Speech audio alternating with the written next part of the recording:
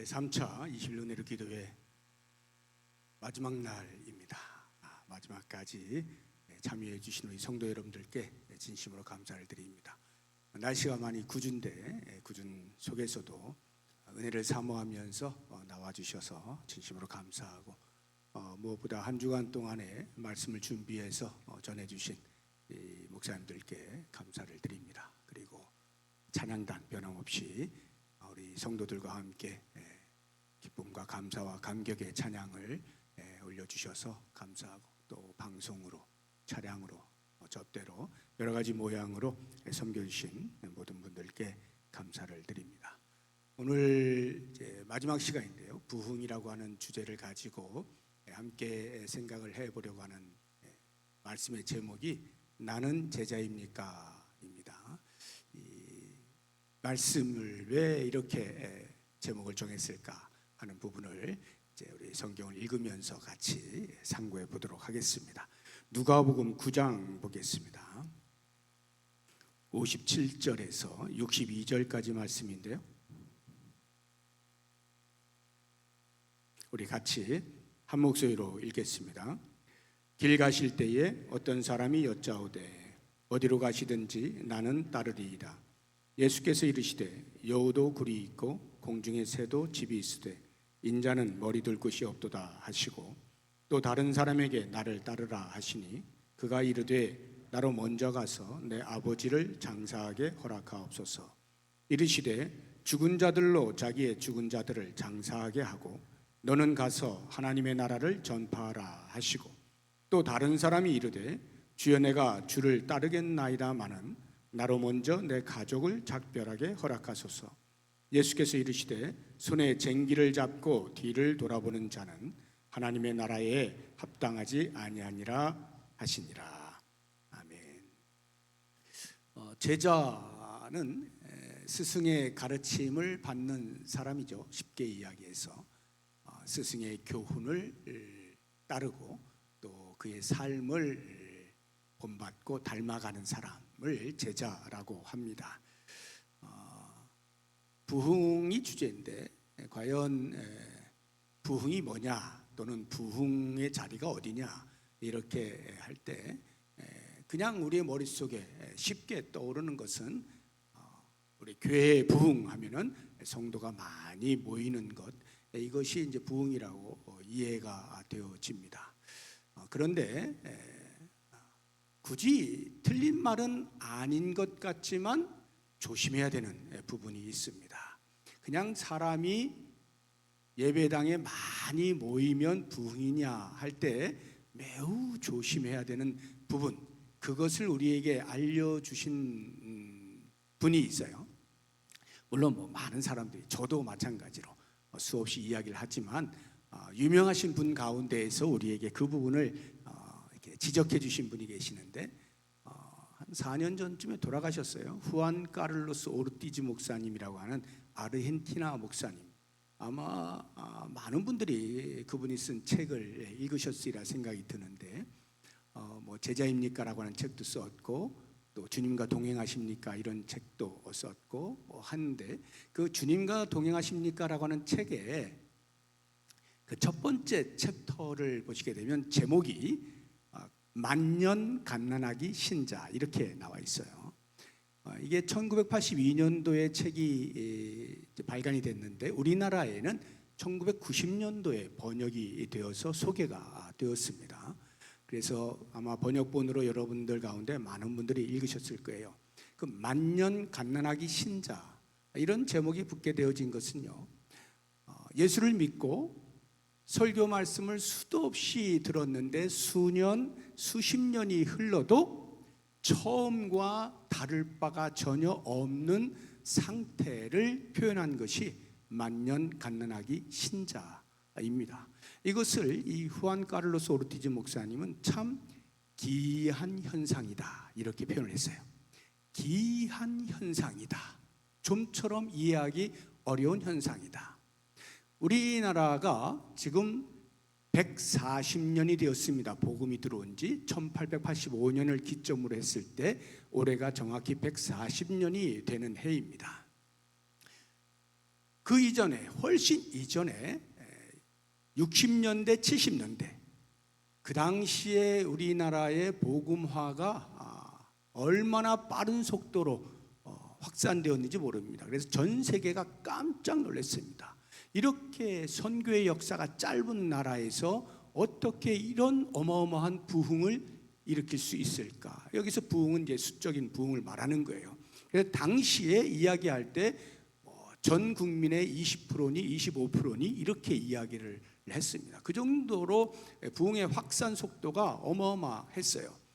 여기에 여의도 순복음교회가 크게 일조를 했죠.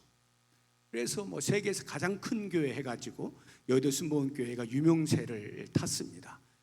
전 세계에서 어떻게 하면 그렇게 부흥할 수 있을까를 연구하기 위하여 목회자들이 또는 성도들이 여의도 순복음교회를 찾아와서 살피고 연구하고 이렇게 하였습니다.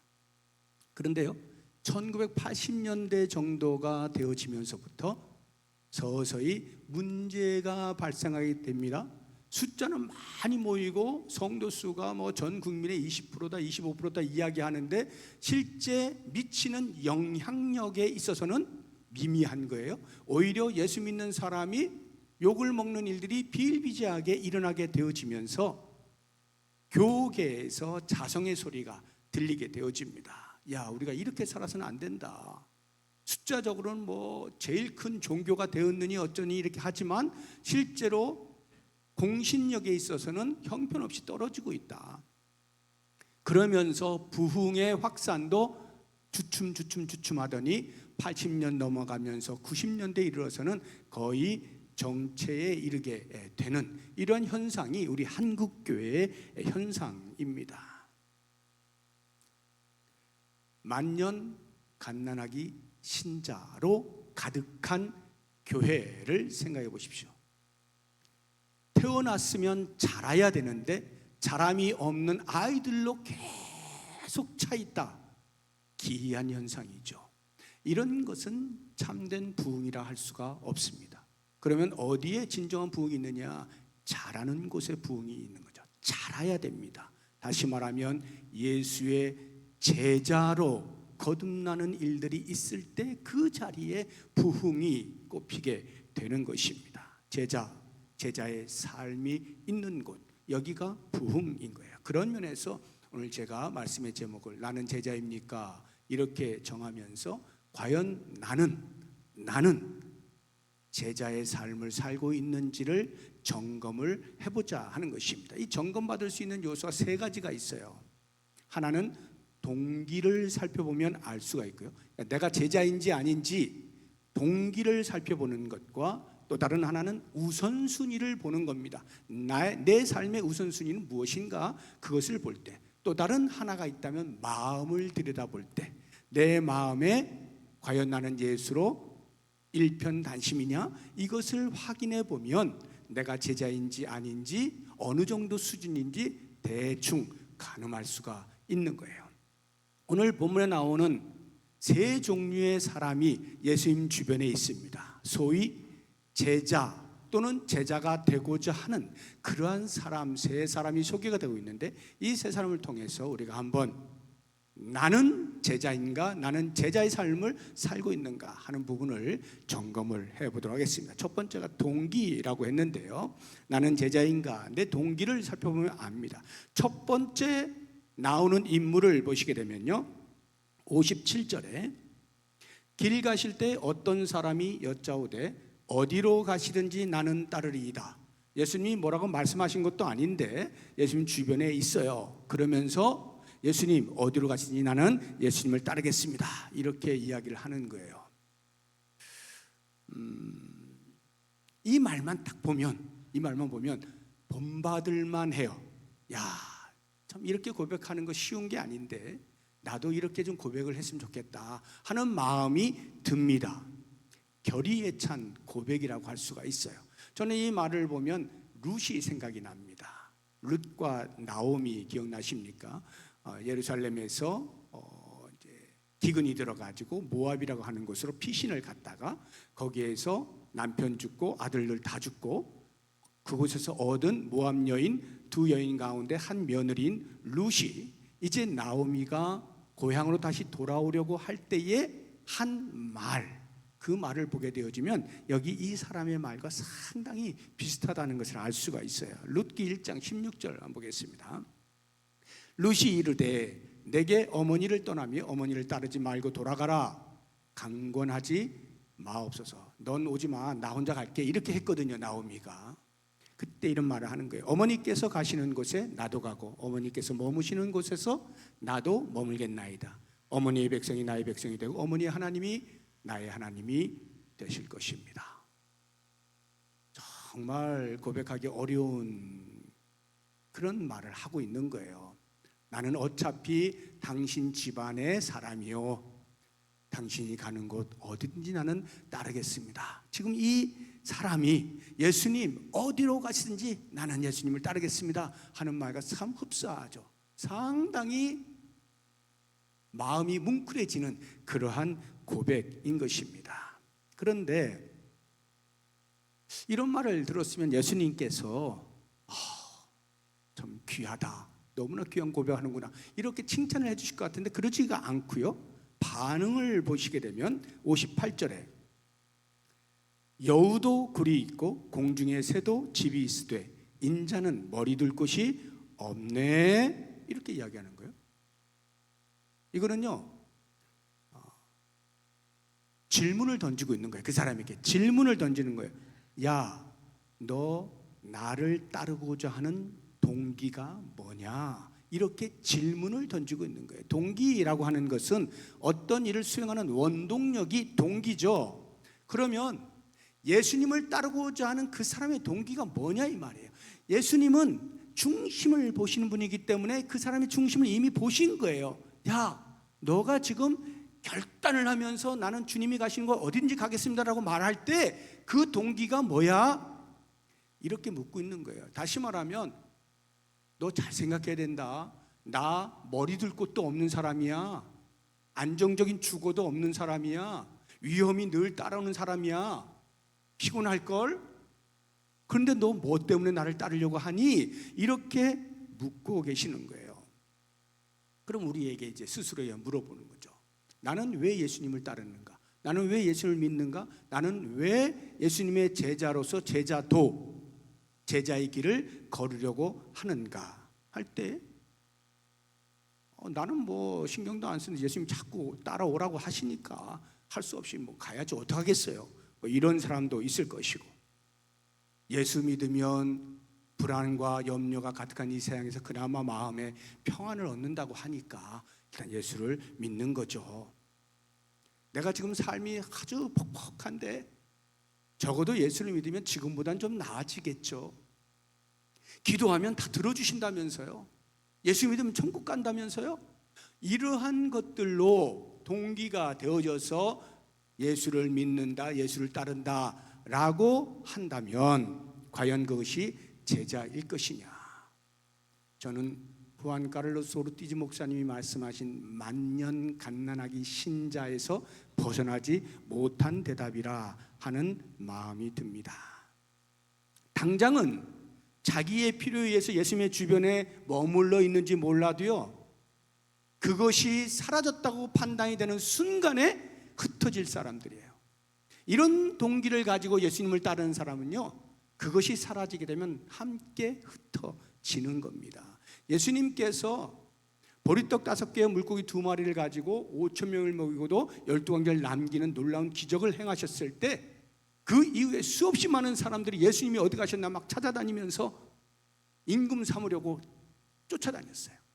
그때 예수님께서 말씀하십니다. 야, 너희들 먹는 것 가지고 나를 따라오냐? 내가 생명의 떡이야. 내가 생명의 떡이다. 나를 먹고 마셔야 너희들이 진정으로 사는 거야. 육체의 그 먹는 것 가지고 나를 따라오려고 하면 안 돼. 가르쳐 주시니까요, 사람들이 순식간에 얼어붙었어요. 그러더니 이런 일이 벌어집니다. 요한복음 6장 66절을 보시면 그때부터 그의 제자 중에서 많은 사람이 떠나가고 다시 그와 함께 다니지 아니하더라. 더 이상 자기들이 생각하는 그런 유익이 없겠다라고 판단이 되어지는 순간에 흩어져 버리는 거예요. 제자의 길을 걷고자 하지 않는 거죠. 그러니까 그들의 마음에는 동기에 있어서 불순한 거예요. 나의 유익을 위하여, 나의 영광을 위하여 예수를 믿고 따른다 라고 하는 불순한 동기 때문에 그것이 만족스럽지 못할 때 언제든지 떠나게 되어지는 거죠. 그러면 참된 동기는 뭐냐? 순수한 동기는 뭐냐? 예수님께서 나를 따르라 말씀하실 때에 알겠습니다. 예수님이 하시는 말씀 귀 기울여 듣고 순종하고 예수님의 삶을 잘 살펴서 그대로 닮아 본받고자 하는, 이것이야말로 진정한 제자의 길을 걷는 사람이 가져야 할 동기인 것이죠. 그러면 예수님의 삶을 본받는다라고 할 때 기본적으로는 예수님의 성품을 본받는 거죠. 예수님은 겸손하고 온유하시잖아요. 죄가 없으신 거룩하신 분이시잖아요. 자비와 궁일이 풍성하신 분이잖아요. 이웃을 사랑하되 원수까지도 사랑하시는 그러한 성품을 가지고 계셨잖아요. 그러면 우리가 예수의 제자로 산다라고 하는 것은 곧 그 예수의 성품을 따르는 거죠. 영적인 성숙을 이루어내는 것이죠. 그러면 우리가 그러한 영적인 성숙을 추구하고 갈망하고 애를 쓰는 그 자리가 곧 제자의 자리고 그 자리가 곧 부흥의 자리라는 거예요. 거기가 부흥이라는 거예요. 나는 정말로 예수를 닮으려고 애를 쓰고 있는가? 예수의 성품을 따라 살려고 애를 쓰고 있는가? 내 죄된 성품으로 인하여서 끊임없이 갈등을 일으키고 실수하고 넘어지는 내 삶에서도 여전히 예수를 닮기 위해서 애를 쓰고 있는가? 그 자리가 부흥의 자리인 것입니다. 그런가 하면 예수의 삶을 본받는다는 것은요, 사명을 본받는다는 거예요. 예수님께서 이 땅에 왜 오셨어요? 하나님 아버지의 맡기신 사명을 완수하기 위하여 이 땅에 오셨잖아요. 그래서 예수님이 오신 것은요, 자기의 뜻을 이루기 위해 오시지 않아요. 철저하게 아버지 하나님께서 주신 것, 아버지 하나님께서 말씀을 하신 것, 아버지 하나님의 뜻에 따라서만 사는 충성을 보이죠. 요한복음 보시면요, 5장 17절에 내 아버지께서 이제까지 일하신 나도 일한다, 아버지께서 맡기신 그 사명을 감당한다 하는 말이에요. 그리고 30절을 보시게 되면 내가 아무것도 스스로 할 수 없노라. 이건 능력이 없다는 말이 아니에요. 스스로 하지 않는다는 말입니다. 그 뒤를 보시면 듣는 대로 심판하노니 나는 나의 뜻대로 하려 하지 않고 나를 보내신 이의 뜻대로 하려 함으로. 하나님께서 하라 하시는 대로만 살겠다. 충성입니다. 맡기신 사명을 완수하는 일에 있어서 충성스럽게 주인의 뜻에 따라서 사는 것. 그러면 예수의 제자로 산다는 말은 곧 나에게 맡겨진 사명을 따라서, 예수님께 나를 제자로 부르실 때 가지고 계신 목적을 따라서 충성스럽게 사는 걸 말하는 거죠. 그래서 사도 바울이 이야기하는 거예요. 맡은 자에게 구할 것은 충성이라는 거죠. 고린도전서 4장 1절 2절 보시면 사람이 마땅히 우리를 그리스도의 일꾼이요 하나님의 비밀을 맡은 자로 여길지어다. 그리고 맡은 자들의 구할 것은 충성이라고 분명하게 말씀을 하시는 거예요. 그러니까 충성스럽게 일을 할 때 자신의 영광을 위해, 자신의 유익을 위하여 자기를 과시하거나 자기를 자랑하기 위하여 하는 것이 아니죠. 어떻게 하면 계속해서 자발적으로 충성이 가능할까? 한번 여러분 생각해보세요. 여러분들도 지금 충성 봉사 하시잖아요. 그럴 때 그 충성이 어떻게 하면 자발적으로 계속해서 가능해질까? 다른 거 없어요. 오직 하나, 은혜로 삽니다. 은혜로 삽니다. 이 고백이 있을 때 비로소 우리에게는 자발적인 충성이 가능하게 되어져요. 사도 바울이 그것을 보여주고 있죠. 고린도전서 15장 10절에 보시게 되면 그러나 내가 나 된 것은 하나님의 은혜로 된 것이니 내게 주신 그의 은혜가 헛되지 아니하여 내가 모든 사도보다 더 많이 수고하였으나 내가 한 것이 아니요 오직 나와 함께 하신 하나님의 은혜로라. 무엇을 하든 얼마만큼 이루었든 공헌도가 어쨌든 상관없어요. 지금 내가 충성스럽게 섬기는 것은 오직 나를 나 되게 하신 하나님의 은혜로 그렇게 한다 말하고 있는 것입니다. 하나님께서 우리를 버려진 자에서 그리스도의 신부로 불러주셨잖아요. 하나님 나라의 왕자로 불러주셨잖아요. 얼마나 감사해요. 그 은혜로 인하여 충성하는 거예요. 하나님께서 그러한 나를 충성되이 여겨서 직분을 맡겨주셨잖아요. 복음을 전하는 자로 삼아주셨잖아요. 그리스도의 제자로 살라고 불러주셨잖아요. 그것이 너무나 큰 은혜예요. 그래서 충성하는 거예요. 주를 위하여 살아갈 때 홀로 두지 아니하시고 때를 따라 돕는 은혜로 능하게 하시는 주님, 그 은혜를 생각할 때 내가 죽도록 충성하는 거예요. 그리스도의 제자는 예수 그리스도의 성품을 담고 예수 그리스도의 사명, 예수 그리스도의 삶, 그것을 그대로 본받는 사람이에요. 그러면 참된 부흥은 어디에 있다고요? 그리스도의 성품을 닮아가는 자리에 있는 것이고, 또 다른 한 곳, 오직 은혜를 외치며 죽도록 충성하는 그 자리가 부흥의 자리예요. 과연 나는 제자인가? 나는 과연 죽도록 충성하면서도 주의 은혜입니다, 은혜로 말미암았습니다, 이 고백을 하고 있는가? 그렇게 하는 그 사람이 부흥이에요. 그 자리가 부흥의 자리예요.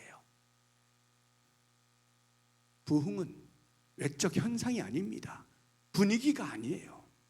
우리의 삶을 들여다보고, 내 삶을 들여다보고, 내가 제자로 살아가고 있는 바로 그 자리에 부흥이 있다는 것을 꼭 기억을 하면 좋겠어요. 두 번째로 본문에 나오는 두 번째 사람을 보면서 나는 제자인가를 알아볼 수 있는 또 다른 하나의 시금석이 있다면 그것은 우선순위입니다.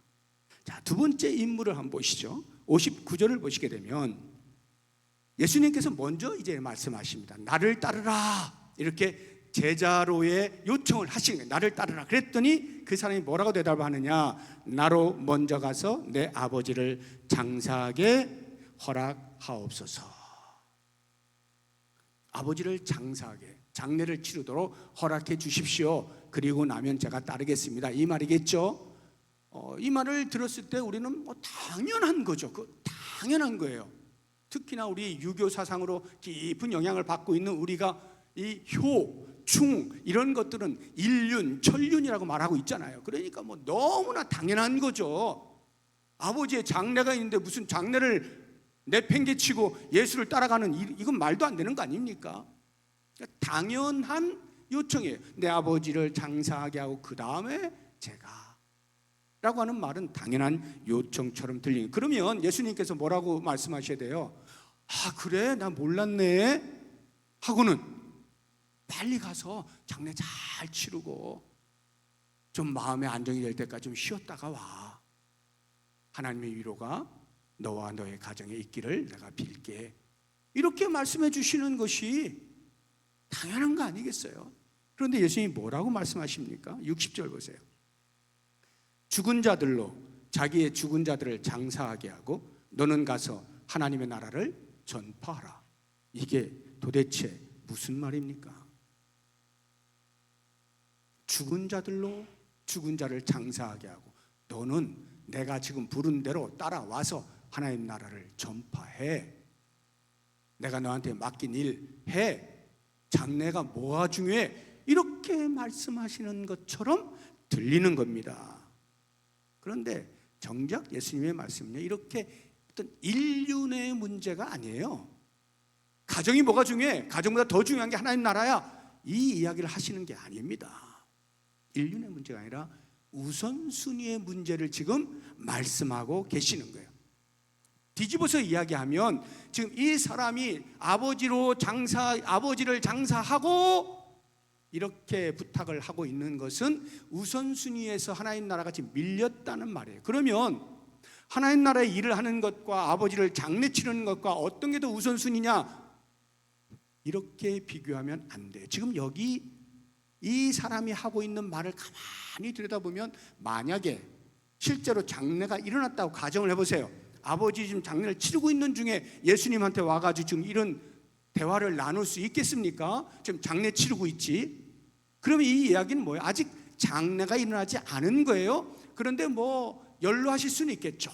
아버님이 연로하신다거나 또는 아프시다거나 장래는 아직 일어나지 않았지만 앞으로 있게 되어질 장래, 더 쉽게 이야기하면 아버지에게 효를 다 하고, 그리고 아버지 돌아가시면 그때 시간 나면 제가 예수님의 요청에 응할게요 라고 하는 말인 거죠. 이미 이런 말을 할 때에 그 사람의 마음에는 하고 싶지 않은 거예요. 예수님을 따르고 싶지 않은 거예요. 뭔가 핑계를 대야 되겠네, 뭘 대지 하다가 한 말이에요. 설마 이렇게 이야기하는데 예수님이 그래도 나 따라와 이렇게 하시지 않겠지? 이런 마음이 있었을런지 모르겠어요. 아무튼 핑계거리를 대고 예수님의 요청에 거절을 하고 있는 이러한 모습, 이것을 예수님이 간파하신 거예요. 그리고는 하시는 말씀이 죽은 자들로 죽은 자를 장사하게 하고 너는 하나님 나라를 전파해라, 이렇게 말씀을 하시는 거죠. 여기 이 사람은요, 예수님의 제자로의 삶을 위한 요청에 대하여 처음부터 핑계거리를 대고 회피하고 거절하는 모습을 볼 수 있습니다. 그러나 지금 여기 앉아있는 우리들은요, 적어도 예수님이 부르실 때에 네 하고 선택을 한 사람들이죠. 적어도 예수님을 믿고 예수님을 따르기로 선택을 한 사람, 결정을 한 사람들이에요. 그래서 얼마만큼 충실하게는 두 번째 문제고, 일단 선택과 결정을 한 사람들입니다. 따라가요. 그리고 실제적으로 섬깁니다. 하나님 나라의 일을 하고 있어요. 예수님이 원하시는 그러한 삶을 살아갑니다. 그러나 이것이 어떠한 장애물에 부딪히게 되어졌을 때에 핑계거리를 댈 수가 있고 중간에 하차할 수가 있어요. 여기까지 더 이상은 내가 하기 힘들어, 여기까지 하고 이러저러한 핑계거리를 대고 멈추어 설 수 있다는 말이죠. 저는 성경 가운데 그런 사람의 대표적으로 우리가 잘 알고 있는 데마라고 하는 사람 기억하십니까? 잘 모를 수도 있는데요, 이 데마가 사실은요 굉장히 유명한 사람이에요. 사도 바울의 우총령 자베코 할 때 한 팔을 거둔 사람이에요. 한쪽이 누가라고 한다면 한쪽이 데마입니다. 그 정도로 상당히 사도 바울의 선교에 영향을 미쳤던 사람이에요. 1차 로마에서의 그 가택연금을 당하고 있을 때에 이 데마가 아주 신실하게 사도 바울과 함께 동고동락하면서 사람들에게 편지를 쓸 때 사도 바울이 칭찬하던 사람이 데마예요. 그런데 2차 투옥 당시에, 그러니까 4차 선교여행을 다 마치고 2차 투옥 당시에 이 데마가 사라져버린 거예요.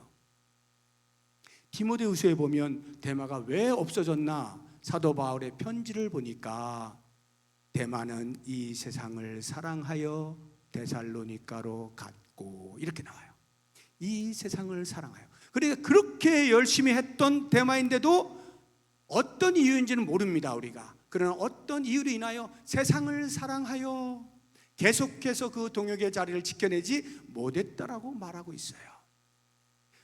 사도 바울이 1차 선교여행을 떠날 때 함께 갔던 바나바와 바나바의 조카인 마가가 버가라고 하는 곳에서 풍토병에 걸렸는지 아니면 향수병에 걸렸는지 중간에 도로 돌아오잖아요.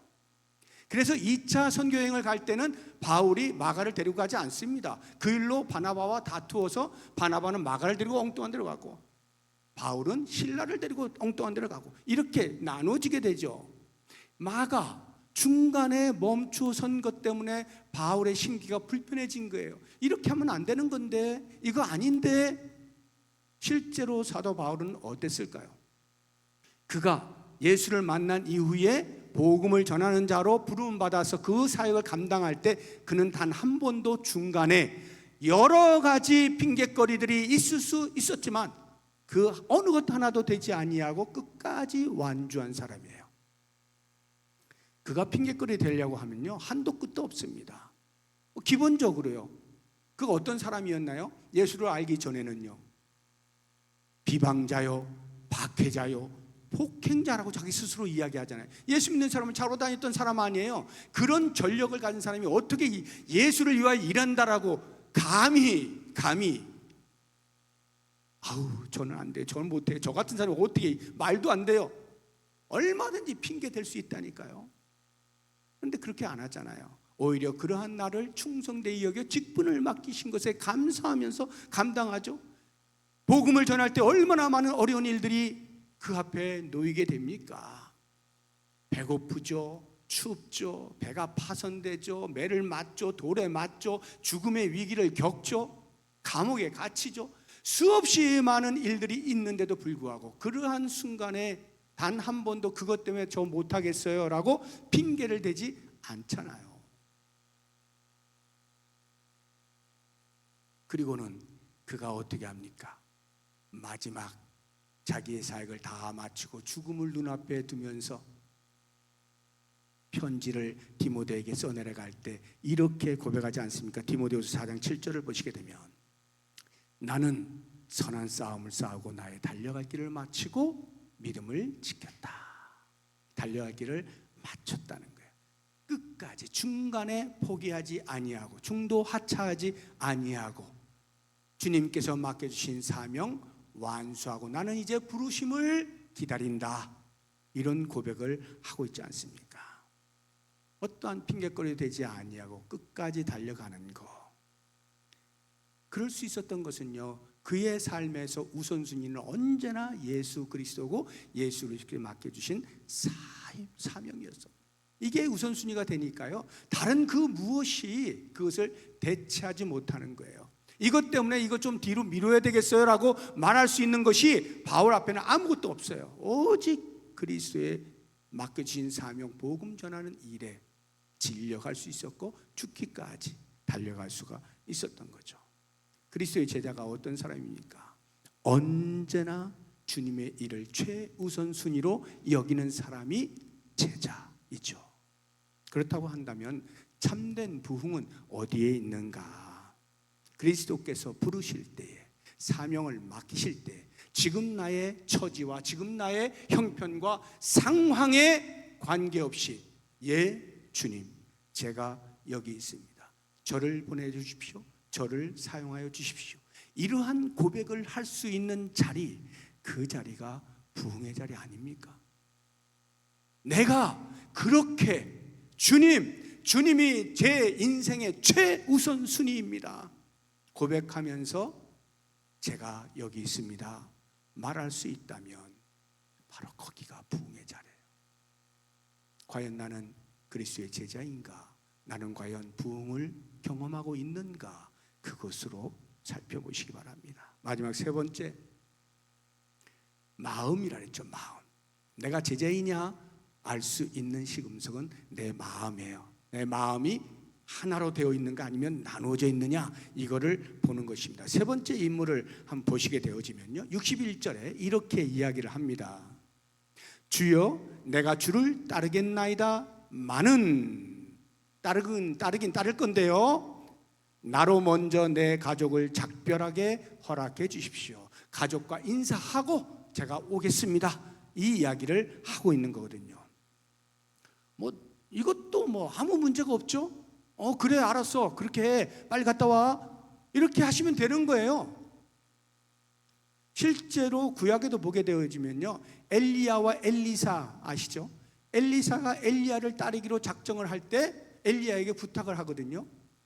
엘리야요, 내가 지금 가족과 인사하고 올게요, 잠깐만 기다려주세요, 이렇게 하거든요. 그때 엘리야가 뭐라고 대답하는 거 보세요. 열왕기상 19장 20절 21절인데요 그가 소를 버리고 엘리야에게로 달려가서 이르되 청하건대 나를 내 부모와 입맞추게 하소서, 인사하겠습니다. 그러한 후에 내가 당신을 따르리이다. 엘리야가 그에게 이르되 돌아가라, 집으로 가라. 내가 너에게 어떻게 행하였느냐, 내가 그런 걸 왜 간섭하니, 네 마음대로 하는 거지. 그 다음 보세요. 엘리사가 그를 떠나 돌아가서 집으로 가서 한 겨릿소를 가져다가 잡고 소의 기구를 불살라 그 고기를 삶아 백성에게 주워 먹게 하고 가족들과 다 함께 먹고 일어나 엘리야를 따르며 수종들었더라. 그러니까 얼마든지 가족과 작별하고 동네 사람들 작별하고 이제부터 나는 주의 일을 하러 갑니다, 저를 위해서 기도해 주세요 하고 얼마든지 할 수 있죠. 여기 이 사람도 얼마든지 그렇게 인사하고 예수의 일을 감당하기 위해서 예수님께로 올 수가 있는 거예요. 그런데 그것에 대해서 예수님이 뭐라고 말씀하십니까? 그래 빨리 갔다 와 이렇게 하시지 않죠. 62절 보세요. 손에 쟁기를 잡고 뒤를 돌아보는 자는 하나님의 나라에 합당하지 아니하니라. 예수님이 왜 이렇게 말씀하실까요? 손에 쟁기를 잡고 뒤를 돌아보는 자. 쟁기 다 아시죠? 제가 언젠가도 말씀을 드렸는데 제 친구 목사가 수원에서 동탄에서 이렇게 밭을 일궜었어요. 지금은 이제 몸이 아파가지고 못하는데 한 300평 되는 밭을 일구는데 그 트랙터로 이렇게 땅 뒤집고 하면은 좋잖아요. 금방 되는 돈이 드니까 직접 한다고 저를 불러다가 쟁기를 만들어 가지고 줄로 이렇게 묶어서 목에다 걸고 뒤에 이렇게 땅 파는 거 뭐래 갈쿠리 같은 거 그걸 딱 걸고 제가 소처럼 제가 소띠긴 합니다. 막 이렇게 그렇게 막 갈았다니까요. 그런데요, 이렇게 하다 보면은 뒤를 딱 돌아보면은 그러니까 똑바로 해야 되는데 똑바로 자꾸 삐뚤삐뚤한 거예요. 물론 제가 이렇게 힘들어서 이렇게 하는 것도 있고 뭐 어떻게 되고 있나 돌아보다가 이렇게 삐뚤삐뚤 되는 거예요. 그러니까 앞을 탁 바라보고 쭉 가면 똑바로 될 텐데 뒤를 돌아보면 제대로 안 갈린다는 말이죠. 지금 예수님이 하시는 말씀이 그 말씀이에요. 손에 쟁기를 잡고 뒤를 돌아보는 자는 하나님 나라에 합당하지 않다. 쟁기를 잡았으면 앞만 보고 가야 돼. 이 이야기를 하시는 거죠. 무슨 뜻입니까? 두 마음을 품으면 안 된다는 말씀을 하고 있는 거예요. 제자의 길은 그저 십자가를 바라보고 앞을 향하여 달려가는 것이지 뒤도 봤다 앞도 봤다가 앞도 잡고 싶고 뒤도 조금 뭔가 좀 같이 잡고 싶고 양쪽을 다 잡으려고 하면 안 된다는 말이에요. 여러분 롯 아시죠? 롯 소돔 땅에 머물러서 높은 관직에 있었던 롯, 그 소돔과 고모라가 너무나 타락해서 하나님께서 불과 유황으로 비처럼 쏟아내가지고 멸망시키잖아요. 그때 그 안에 살고 있던 롯과 그 아내와 딸들과 결혼할 사위들 다 데리고 나올 수 있는 기회를 주시잖아요.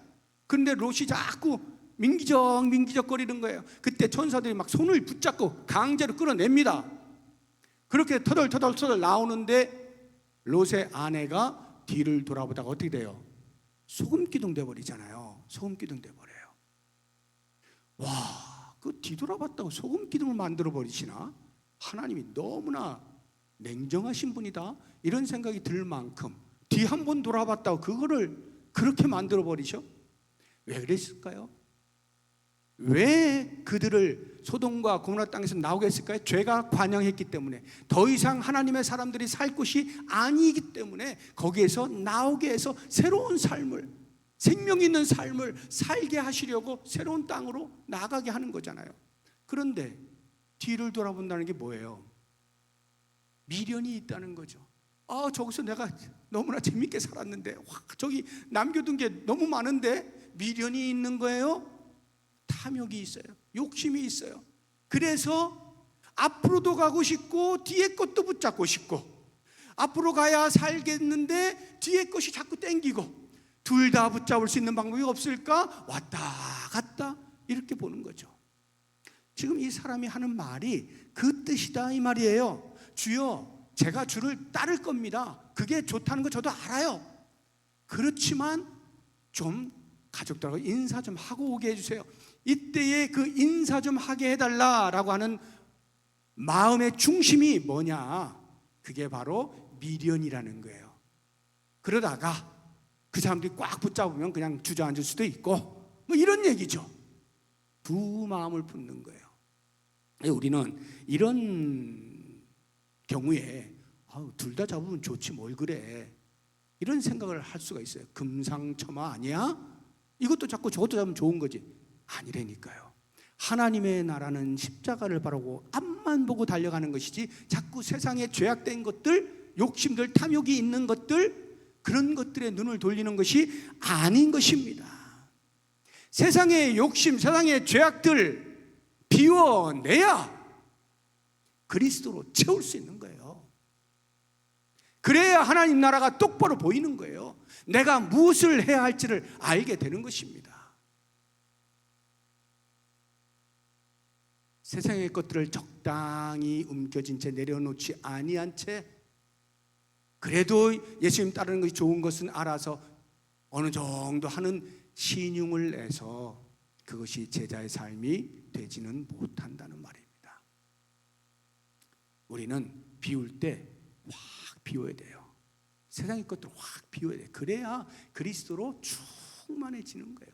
그리스도로 충만해지는 거예요. 그리스도로 충만한 이 삶을 충분하다라고 고백하는 것이 제자예요. 예수로 충분합니다. 이 고백을 해야 되는 거죠. 이게 제자인 것이에요.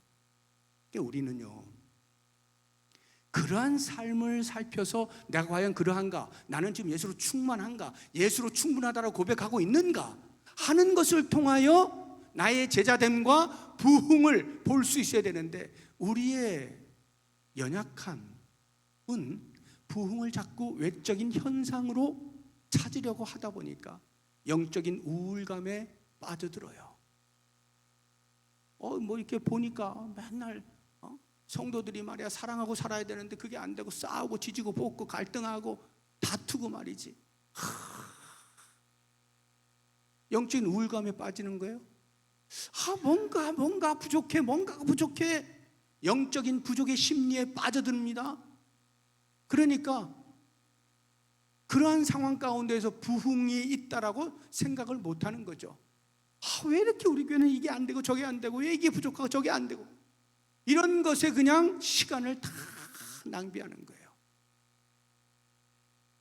그 시간에 나를 돌아보는 겁니다. 내 안에 예수로 충만한지, 나는 예수로 충분하다고 고백하고 있는지 나를 보는 거예요.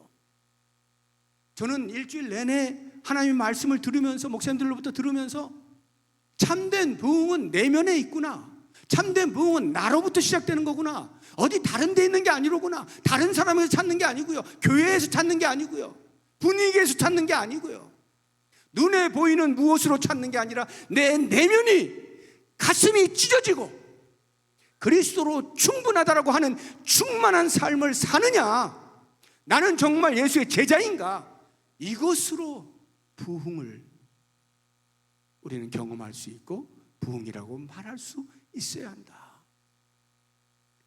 깊이 깨달았어요. 과연 우리는 어떠한 부흥을 꿈꿉니까? 어떠한 부흥을 기대합니까? 어떠한 부흥을 맛보기를 원하십니까? 내가 제자로 살고자 하는 그 한 걸음 한 걸음의 부흥은 함께 따라오는 거예요. 어떠한 모습인지, 나는 예수의 제자로 살겠습니다, 나의 순수한 동기와 어떠한 경우에도 예수님이 우선입니다, 예수님을 최우선순위로 놓는 것과, 나는 다른 어떤 것과 함께하지 않겠습니다, 오직 주님만 섬기겠습니다 하는 일편단심. 그래서 예수님께서 말씀하시잖아요. 한 사람이 두 주인을 섬기지 못해 하면서 하나님과 재물을 겸하여 섬길 수 없다고 하시잖아요. 우리 마태복음 5장 한번 보겠습니다. 6장 24절 보시면, 한 사람이 두 주인을 섬기지 못할 것이니 혹 이를 미워하고 저를 사랑하거나 혹 이를 중히 여기고 저를 경히 여김이라. 너희가 하나님과 재물을 겸하여 섬기지 못하느니라. 오직 예수 그리스도로 일편단심, 다른 어떤 것과 겸하여 섬기지 아니하고 예수님이면 충분합니다, 예수님이면 충분합니다, 이 진실한 고백 속에서 참된 부흥을 경험할 수 있기를 바라고요. 그래서 내가 그 부흥을 경험하게 되어질 때 내 옆에 있는 사람도 같이 공동체로 나아가면서 공동체의 부흥을 경험하게 된다는 것. 나로부터 시작되어지는 이 부흥이 제자의 삶을 사는 자리에서 있음을 꼭 기억하시면서 우리 모두가 다 함께 예수의 참된 제자로 살아내기로 작정할 수 있는 은혜가 있기를 주의 이름으로 축복합니다. 이 시간에 우리 이제 기도할 텐데